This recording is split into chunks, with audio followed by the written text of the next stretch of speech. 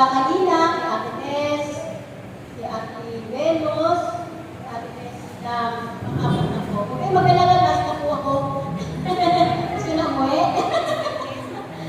So, yun naman, nasa dati.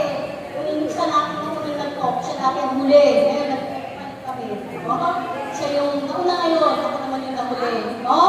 Yan, minsan hindi ka naman lagi una. Amen? Minsan ikaw sa huli. Naranasan mo yung mauna, naranasan mo yung mahuli. Amen? So, ganyan talaga sa Lord. Wala pong permanente. Maging ang buhay natin, walang permanente. Yung kapitbahay natin, ngayong buhay, bukas, wala na. Amen? Kaya talaga yung buhay natin ngayon, dapat samantalahin po natin habang may buhay pa tayo. Amen? Kasi bukas hindi natin alam anong mangyayari sa buhay natin. Amen? Alam niyo ba? Nangyayari sa buhay nyo pag-isip sa kinabukasan.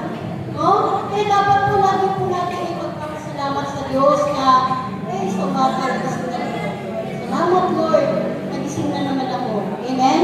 And naranasan ko na yung tutanggi ako magising. Yung bang mapagpangungod ka na? Diba? May kapitbahay kami pinangungot. Hindi na magising. Amen? Pero karamihan na binabangungot, ang alam ko, puro mga lalaki. Wala pa akong alam na babae pinangungot. Amen ba? Alam ba kayo pinangungot na babae? Karamihan, alam ko, puro lalaki. Bakit kaya? Swerte tayo, no? Kaya dapat, bago tayo matulog, i-pray po tayo. Kami po, tinuturuan kami ng punong lingkod. Bago daw tayo matulog, banggitin po natin ang pangalan ng Diyos. Alam niyo ba yung pangalan ng Diyos? Yung apat na letra niya. Yan. Yung capital Y, H, W, H, at sa aming mga ID. Yan po yung aming, kaya po may malalaki kaming ID. Sa Flex, mas malalaki pa, diba? Pero ito, lagi po namin suot. Kung kami po ang gawain, lagi po namin suot ito. Bisa medyo inaano na nga kami. Lagi daw kami naka-ID. Bisa nga kahit matutulog kami naka-ID talaga. Hindi ba alam na ito pangalan ng Diyos, lagi namin suot-suot. Amen? Nakalagay sa Bible yan eh.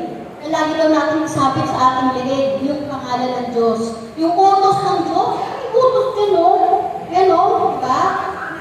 Kahit sabi nga, pag lagi mong suot-suot yung pangalan ng Diyos, lagi kang i-adjust sa lahat ng masama. Hindi nyo ba alam na araw-araw yung mga kalaban natin? Alam niyo ba may mga kalaban tayo na nakakita? O diba?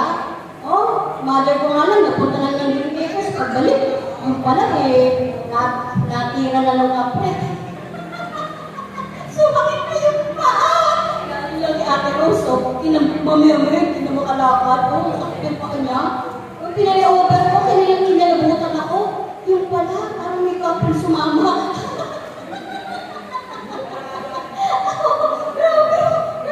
Grabe, sabi ko kami, kilabot ko. O diba? Hindi, diba? Kaya dapat bago tayo matulog, babanggitin po natin yung pangalan ng Diyos. Kasi pangalan na yan, YHWH na makapangyarihan. Sabi niyo nga, makapangyarihan. Kaya banggitin niyo yung pangalan na yan, Yahweh. Sabi niyo nga, Ama, Yahweh. Yan, banggitin niyo yan ng 3 times bago kayo matulog. Kasi kami, bago kami matulog, binabanggit namin yan. Para tayo magigising sa umaga. Pag-ising mo naman sa umaga, syempre, magpupuri ka ulit sa Diyos. Hindi, kakawinin mo ulit ang pangalan niya. Alam mo, bilang ama, gusto niya natin tinatawag yung pangalan niya, di ba? Di ba? Tulad ng mga tatay natin. Gusto nila, pinabot yung pangalan nila, di ba? So, ganun din yung ating ama sa Espiritu. No? Siya yung ating ama sa langit, siya yung ating ama sa Espiritu. No? Ang yaman po, yan po ay wikang Hebreo. Nang ibig sabihin ay ako nga. Ibig sabihin, ano yung kailangan mo sa kailangan mo ng maraming pera? Sino magbibigay? Si Amang Tumawi. Amen? At pag nagbigay ang Diyos, siksik, ibig, at maapaw. Walang tuto. Amen. Palakpakan po natin ang malakas sa ating Panginoon. Pagsyawin! Malakas na malakpak! Malakas na malakpak!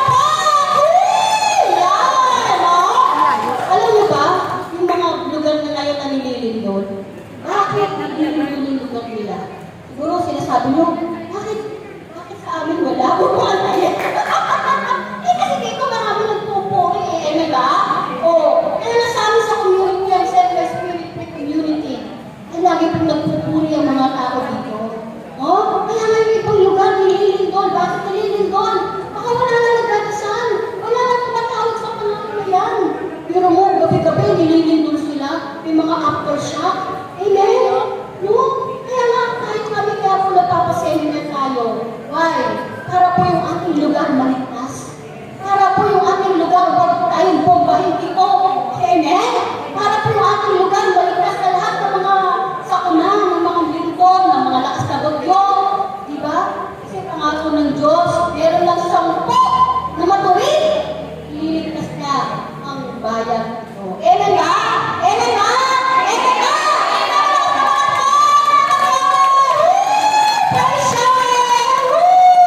Diba yun yung pangako ng Diyos? Nung sinulog ang Sodom at Gomorra, bakit sinulog? Ginawang asupre nung panahon ni Lot. Diba? No? Bakit? Kasi yung lugar doon ay naging makasalanan na. Yung mga lalaki, ayaw nang makipag-relasyon sa babae. Ang gusto, kapwa lalaki. Diba yun? Bading. Yung lalaki na, yung babae naman, ayaw sa lalaki. Ang gusto, kapwa babae. Ano ba yan? Diba ngayon na yan? Diba? Uso-uso na ngayon yan. Binibless na yan sa ibang religion. No? Pinabasbasan na yung pinakasal na yung babae sa babae, lalaki sa lalaki. No? Kaya dyan yung kasalanan ng Sodom at Gomorra. Kaya sabi ni Abraham, Panginoon, kung meron bang 50 sa lugar na yun, gugunawin niyo ba yung lugar? Hindi ko gugunawin dahil sa 50. Hanggang sa tumawag si Abraham. No? Hanggang sa 10 na lang. Panginoon, kung may 10 na lang ba na matuwid sa lugar na yun, gugunawin niyo ba yung lugar na yun? Hindi ko gugunawin ang lugar na yun dahil sa 10. Kailan ba? Kaya nga po, tayo, lagi po tayo gumagawa ng mabuti. Itong seminar, mabuti to, di ba? Amen, no? At tayo po ay nagdadala ng tupa sa harapan ni Amang Yahweh. Sabi po, may isa ka lang daw na tupa na naligaw, na nagbabalik loob sa Panginoon, meron na pong celebration sa langit. Meron tayo ditong 5. Ba? Ang dami, kaya tuwa si Amang Yahweh. At dahil doon, hindi po pamawayaan ni Amang Yahweh ang ating lugar. Ba? Ililigtas na tayo, Yahweh! Ililigtas na tayo! Amen! Tawag na namin si Amang Yahweh! Praise Yahweh! No? Kaya nga po kami may monthly seminar. Kasi lagi po kami nag-o-offer kay Amang Yahweh. Ang purpose ko lang, hindi po para lagi kami may pagkain. Ang purpose ko lang, hindi para kami lagi maraming candidate. Hindi po yun. Isa nga lang okay na eh. Amen ba? No? Pero ang nais ko po ng seminar na ito, ino-offer po namin ito kay Amang Yahweh para matuwa ang Diyos. Para hindi po tayo salutin. Para hindi pumunta sa atin yung lindol. Kita po. Para hindi pumunta sa atin yung malakas na bagyo, mga super typhoon. At para hindi tayo padalang dito ng mga nuclear bomb. Diba? Napakahirap. Pag tayo po ay magkaroon ng bigmaan. Diba? Ang nuclear bomb, isang tira lang, mawawasak na po yung buong Quezon City. O kahit sa buong bansa na. Diba? Ganun po kalakas kasi nga, ang nuclear bomb ay 10 times malakas ng atomic bomb. 10 times siya ng atomic bomb. No? At nagkaroon na ako ng research. Kailan ba naganap yung World War I? Naganap po siya noong 1914 hanggang 1918. 4 na taon na digmaan. Kaya niyo ba yun? Hindi niyo ba alam na magdigmaan? Walang pagkain, walang tubig, walang kuryente, walang trabaho. Ano gagawin mo? Magtago. Saka magtatago sa ilalim ng lupa. Amen ba? At naganap yung World War II kailan? 21 years after ng World War I. Naganap yung World War II. 1939 hanggang 1945. 6 years! Imagine! 6 na taon na bigmaan. Matagal ka pa noon? May pagkain pa tayo noon? O ano nang buhay natin noon? Kung magkakaroon po ng bigmaan, mga kapatid. No? Nakakatakot. Saan ka magtatago?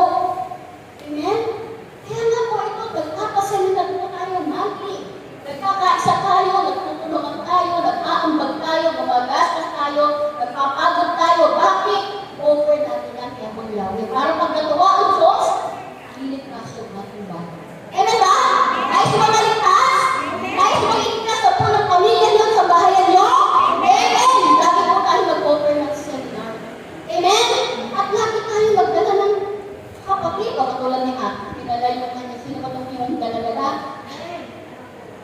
O, diba? Ganun mo! Ay, susunod natin ganito yun. Anak mo, ganun mo, ganun po yung mga mahal niyo sa buhay. Yung mga kasispiran niyo, yung mga mahal niyo sa buhay, kunahin ko yung dalhin. Why? Para may kasama kayong mananalin. Isa lang ang maglipot, pililigtas kayo sa bahay. Kailan ba? No? Kailangan sama-sama together kayo magdasal. Bakit? Kasi gawa na po yung bombang papatay sa atin. Ano ba yung mangyari? Pag yun ang patay dito, ano mangyayari sa ating pamilya? Wala na mangyayari, marami natin ipon sa bangko. Kung may ipon ba? Bakit bangko, nalulusaw, mas nasarap? Wala! Anong mangyayari sa mga perahan nyo? Anong mangyayari sa magagandang bahay nyo, sa mga kotse nyo? Sa mga lupain nyo, sa business nyo? Wala! Magbegera. Ano na? Nga. Amen? Nangangatag tayo sa tuhod kung sa tayo magtatago. Ganun ba? Kaya kung nagsaseminar ng mga kapatid, kaya yan ang mag-iligtas sa atin. Kaya mangyari. Amen? Ay makaligtas sa Diyos? Ay makaligtas sa Diyos? Amen! Ang mga natin siya mangyari! Mga kasagalak po! Amen, no? Kaya nga po mga kapatid, tayo na ngayon nandito sa seminar, hindi para ano lang, naisipan ng seminar na ito. May purpose po, bakit tayo nagpapaseminar? Amen? Amen. So, yung aking topic, introduction lang yun lang. Yung topic ko po ay Pentecostes ng mga alagad at Maria. Bisa niyo po yung larawan niya? Ayan. Pentecostes ng mga alagad at Ninang Maria. Ikita po natin sa larawan na nandun po yung mga alagad, 12 alagad. At hindi lang po 12 alagad.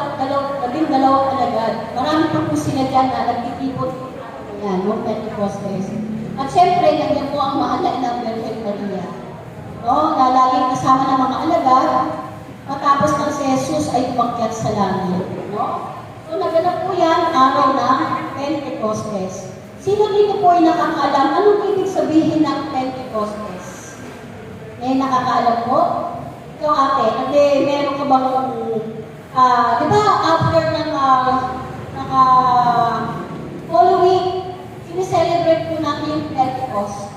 After the Holy Week, no? Mga 1 month after the whole ng Pentecost, sineselebrate po natin ang mga Pentecost. So, ano ibig sabihin ng Pentecost?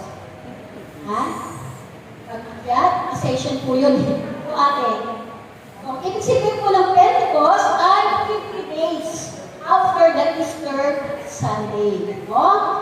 50 days after na umakyat si Jesus sa after na si Jesus ay muling nabuhay. 50 days after the resurrection, no? Easter Sunday. No? So yan ang ibig sabihin ng Pentecost. So ang Pentecost po, isa po siyang pamistahan, no, na sineselebrate traditionally ng mga Hudyo, at sineselebrate na nila yung pagbaba ng Espiritu Santo sa mga apostoles at sa Inang Maria. No?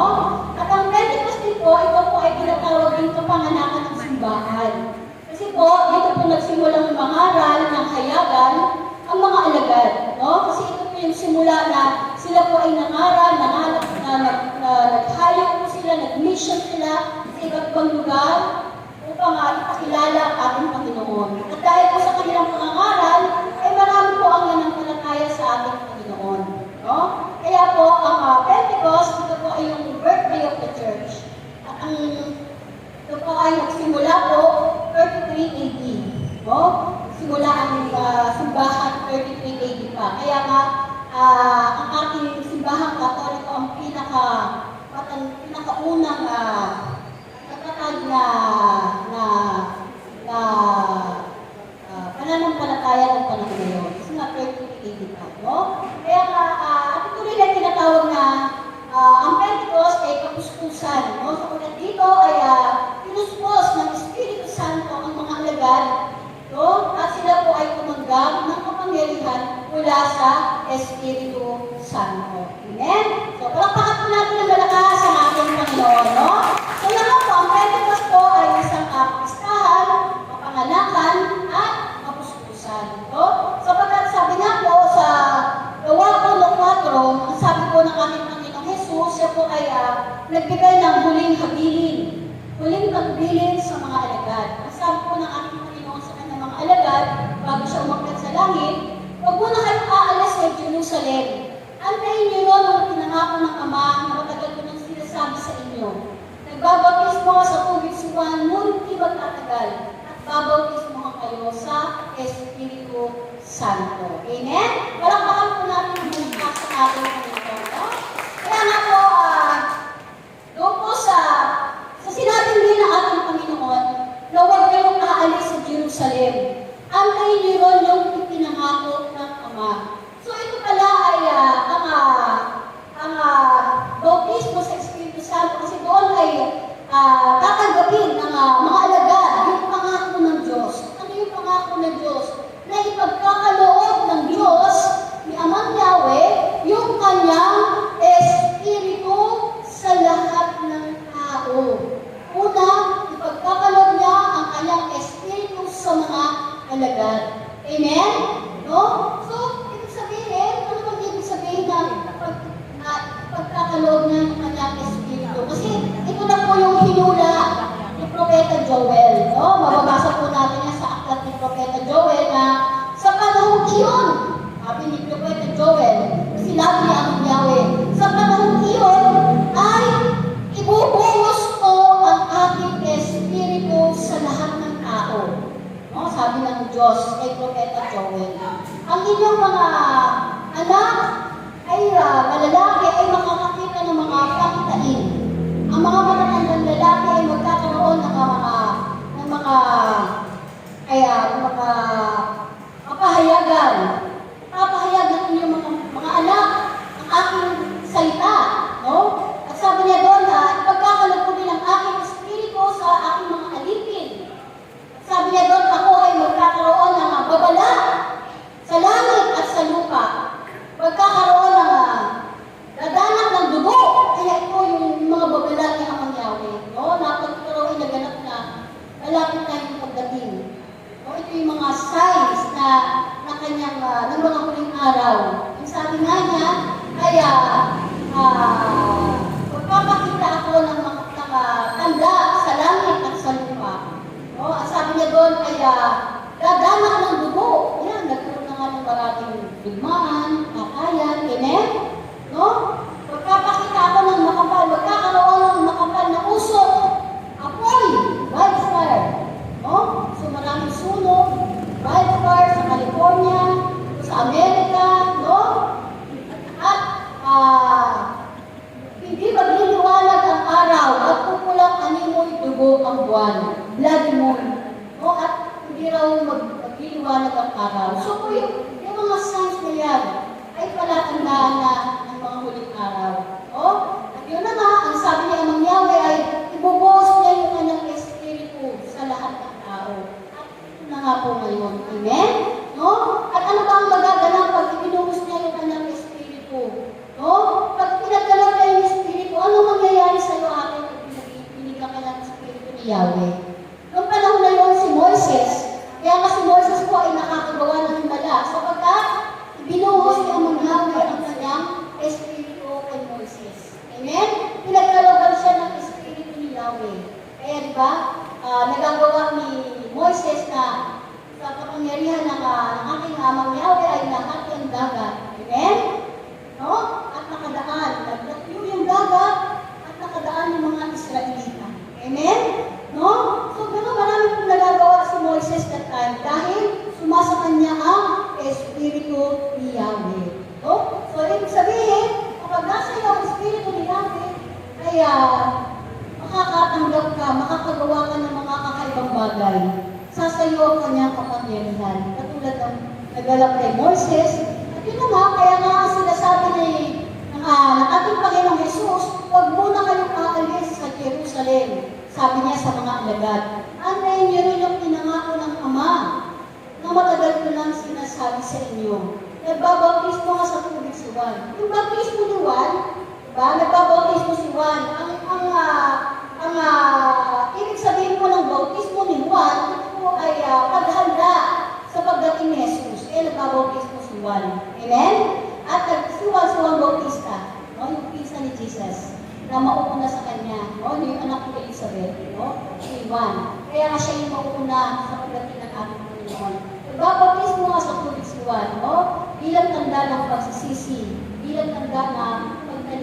Diyos. No? Kaya siya nagbabautismo. Pero sabi ni Jesus, nagbabautismo nga sa tubig si Juan, ngunit hindi magtatagal at babautismo nga kayo sa Espiritu Santo. So, ibig sabihin, sa Pentecostes ay magaganap yung bautismo sa Espiritu Santo. Sapagkat dito ay bababa ang Espiritu Santo at tatanggap ang mga alagad ng kapangyarihan. Amen? Sapagkat yun yung sinasabi sa Gawa 1:8, ngunit bibigyan kayo ng kapangyarihan pagbaba sa inyo ng Espiritu Santo. Nakababa na ba, sis? Nakababa na ba sa inyo ang Holy Spirit? Nakababa na ba? Natanggap mo na ba? Nakatanggap na kayo? Kailan? Nung kayo po ay sabihan. Yes. No? Pero sabihin niya po, ang tawag po dyan ay lamig na pagtanggap. Why? Kasi hindi pa po tayo ay mabinagad sa sakramento ng Pinas. Ay natanggap na po natin ang Holy Spirit. Pero hindi pa po tayo makatubod sa kanya palawagan para tayo ay matutod sa Diyos. Kasi nga, bata pa tayo na tayo. Amen? No? So, lamig na pagtanggap. Pero kailangan po natin mag-receive yung isa pang bautismo. Ano yun? Yun na yun. Yung bautismo sa Espiritu Santo para doon ay makamit po natin yung mga kapangyarihan. Kasi yung kapangyarihan, ano yung kapangyarihan? Tulad na ngayon, pinalakay ni Ate Kes, kapangyarihan sa dila. O paano ba yun? Bibigyan nila ng power yung dila mo. Kung anong sasabihin mo mangyayari? No? Kapangyarihan para magpalayas ka na masama Espiritu. O? Hindi matulog si Kristo. Okay lang yung pilit, ha? Kasi baka natutulog daw tayo kasi masamang Espiritu natin sa matulog. Okay natin, eh. Talagang pinapatulog ka, no? Huwag mo pakinggan na kapatid ko. Amen ba? Okay, so palakpakan po natin ang malakas! Maraming kailangan siya! Tulog tayo sa kapangyarihan. Ano ba kapangyarihan ko, sister?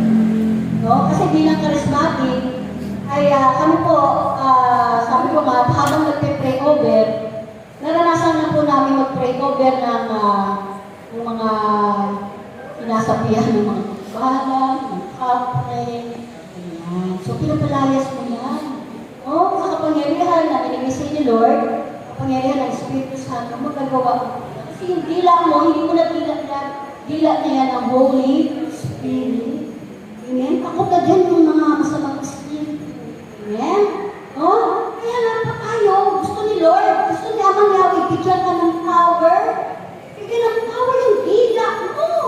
Bakit? Kasi meron kalaban. Sino yung kalaban mo? Demonyo. Sino yung demonyo? Anghelyo na may power. Power na saan yung ginamit? Sama-sama. Hindi natin siya kakamit. Nakampi niyo ba yan? Kalaban mo, hindi? Bakit? Kasi yung demonyo, sisirain niya yung buhay mo. Guguluhin niya yung buhay mo. Pwede siya magpadala ng salo. Pwede niya magdala ng mga bisyo. Pwede niya guluhin ang pamilya mo. Pagkaway-awayin kayo. Salutin kayo. Yan ang magagawa ng demonyo sa buhay mo. Amen?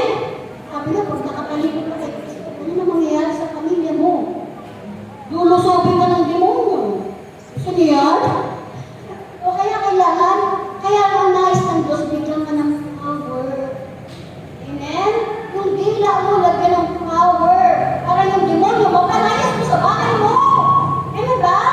Mapalayas mo yung mga salot ng kahirapan, salot ng karamdaman, salot ng bisyo, salot ng kaguluhan. Lahat kayo nag-aaway, lahat kayo may sakit, lahat kayo nakatali sa bisyo, lahat kayo may karamdaman. Ano ba yan?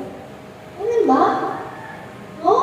Kaya nga, ang sabi nga sa Mateo 6:12, ngunit ang kalaban nyo ay hindi tao, hindi mga demonyo, mga hukbong espiritual ng himpapawid, mga general, mga hukbong espiritual na kasamaan sa himpapawid. Amen? Kalaban natin yan. Kaya yan dapat ang mapapalayas natin. Paano mo lalabanan na wala kang power? No? Kaya nga po nagpapaseminar kami para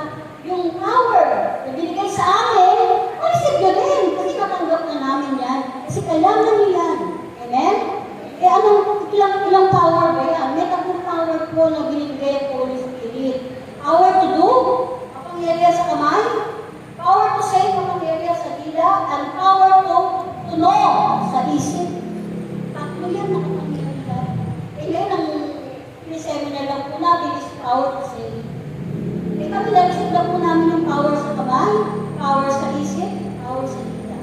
So, kailangan po mag-attend po kayo monthly para po sa mga susunod po may paseminar po kami ganyan. No? Ngayon po, sa power to save mo lang. Yung power to tulong. Pag pinatungan mo, gagaling. The mighty name of Jesus.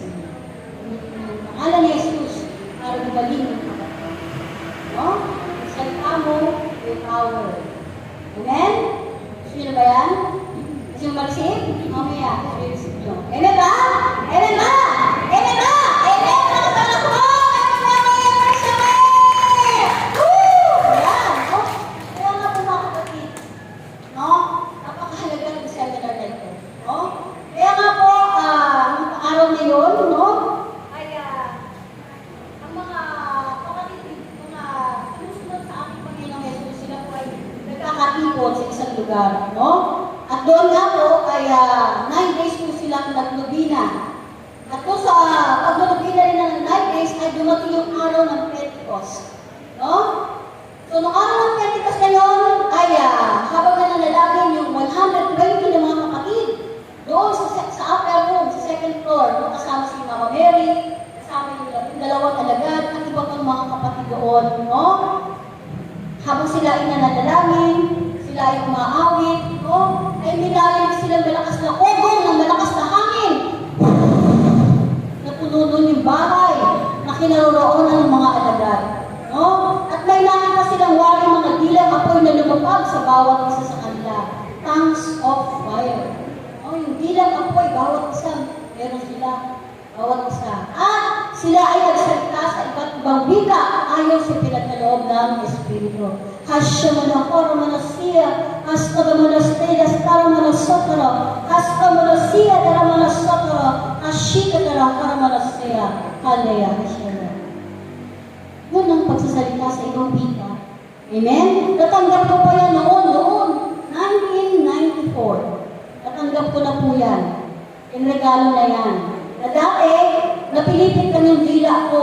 Nagtangkis din po yung dila ko. Pagkatapos, nagsalita na ako ng after ilang buwan, ilang takin, nagsalita na ako ng la. Una, tapos nagkaroon na ng words. Pagkatapos, nagkaroon na ng salita. Unang, ang words na lumalabas, parang Chinese. No? Ganun. Pero hindi po yan minimemorize, hindi po yan nasa ulo. Kung saan po lumalabas, kasi yan po yung wika na nilagay ng Holy Spirit sa dila mo. Tapos naging parang German, naging Latin, naging hanggang sa ibang words na po. No? At yan po ay nilagyan ng Diyos ng interpreted para yung salita mo, may mag-i-interpret. Kasi bakit? Sa pamamagitan ng ako sa salita sa ibang wika, ay pwede kong mangusap ang Diyos. Kaya nga, ang tawag doon ay yung prayer of praise. Ang prayer of praise ay yung panalangin natin. Yung panalangin ng ating Espiritu sa Diyos. Ano tayo nakakapagsalita ng hiwaga sa kapangyarihan sa tulong ng Espiritu Santo. At pwede rin gamitin ng Diyos yung magsasalita sa ibang wika para siya ay magturo, para siya ay kausapin ng kanyang bayan. Kapag ang Diyos ay magsasalita, mamaya nga maririnig nyo ang salita niya maglawi. Maririnig nyo siya magsasalita sa pamamagitan ng mga dila ng ating mga kapatid with interpretation. Diba? No? So ito po yung hiwaga na nagaganap na ngayon kasi nasa mga huling araw na po tayo mga kapatid. Mga nagaganap na labanan, digmaan, kahirapan, maguluhan, yan po lahat ng signs na po yan ang end of the world. Malapit ang dumating ng ating Panginoon. Amen ba? Kaya tayo po ay pinaghahanda na po. Amen? Kaya nga po, wala po tayong ibang dapat na gawin, kundi ang sumunod na po tayo sa kalooban ng ating Panginoon. At huwag natin kung sayangin ang oras natin sa mga bagay na walang halaga na maglalayo sa atin sa Diyos. No? Hanggat maaari ay lalo po tayong lumapit at kumapit sa ating Amang Yahweh. Amen ba? Amen ba? Amen ba? Wala sa palakpak!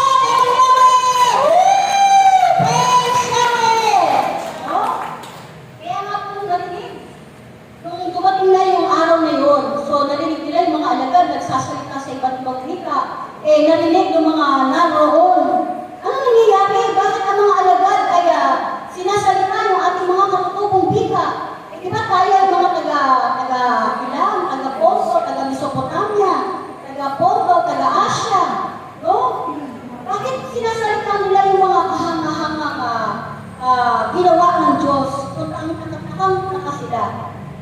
tuloy sabi ng ilan, pakutya, ay nako, mga lasing yan. Sabi ganun. Pero tumayo si Pedro.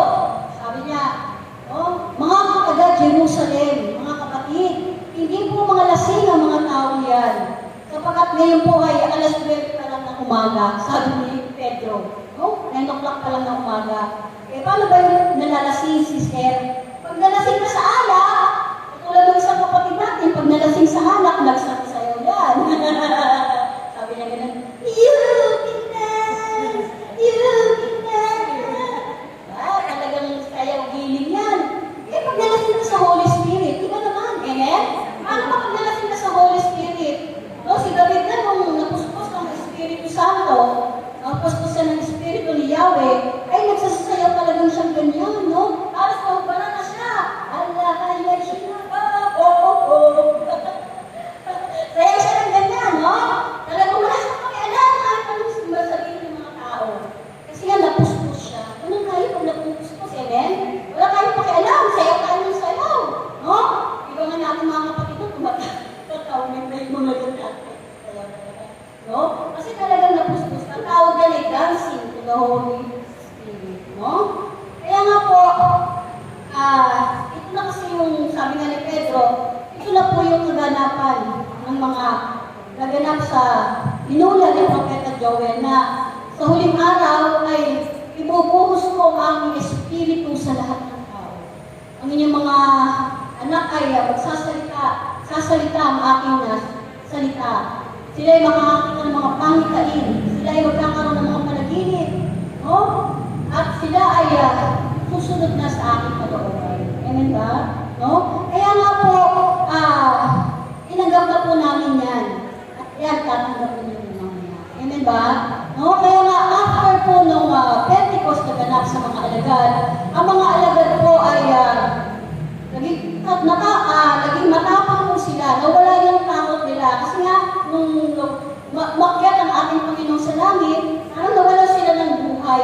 Parang nagtakot sila. Parang, syempre, wala na yung leader nila. Wala na yung ating Panginoong Jesus. Parang nagtago na lang sila sa isang bahay. At doon na lang nag-pray. Pero nung natanggap nila ang Holy Spirit, sila po ay tumapang. Amen? Sila po ay lumakas. Sila ay napuspos. Kaya sila po ay nagpunta sa mission na sa iba't ibang lugar para ipakilala ang ating Panginoon. At doon nga, marami po ang hikayat nila, marami ang nabautismohan sa Espiritu Santo at marami po ang nanampalataya na sa ating Panginoong Jesus. Amen ba? Amen. Malakas na palakpak!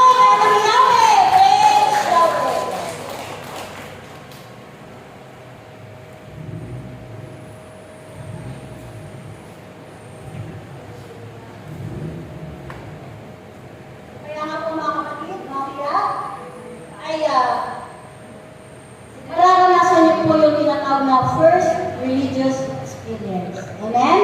Yung matanggap nyo mula sa langit, bababa ang Holy Spirit. Alam niyo ba, nung first time ko matanggap yan, 1994. Una kong ma-receive, sabi ko, pwede ba yun ang Diyos hihipuin ako? Ay, layo ng Diyos. Layo ba ang Diyos? Hindi malayo ang Diyos. Ang Diyos nasa puso. Malapit sa labi. Amen? Kapag nasa tahanan ng Diyos, ang tahanan ng Holy Spirit ay ating puso. Amen? Hindi siya naninirahan. Our body is a temple of the Holy Spirit. Kaya hindi malayo ang Diyos. At ang Diyos, kanya-kanyang siya ay nakikipagpusok sa iyo. Siya ay maririnig mo kanyang tinig kung ikaw ay magiging nakahimik ka. Makikipag-usap ka sa kanya ng kaimtim. Kasi sabi nga, in silence, God speaks. Kaya nga po, nasain niyo po, asamin niyo po, at humingi po kayo sa Holy Spirit na kayo ay puspusin ng kanyang kapangyarihan at lagyan ng kapangyarihan ang inyong mga bilang. Amen ba? Amen ba? Amen. Malakas na palakpak sa ating Panginoon. Hallelujah! Kaya nga po mga kapatid, mamaya, kayo po ay papanalangin ng ating mga kapatid upang ma-receive niyo po ang kapangyarihan nito. At yun na nga, naway hilingin po natin at asain natin, asalin natin na ito po ay ating maganda. Amen? So, yun lamang po at maraming salamat. Palakpakan po natin ang malakas ang ating Panginoon.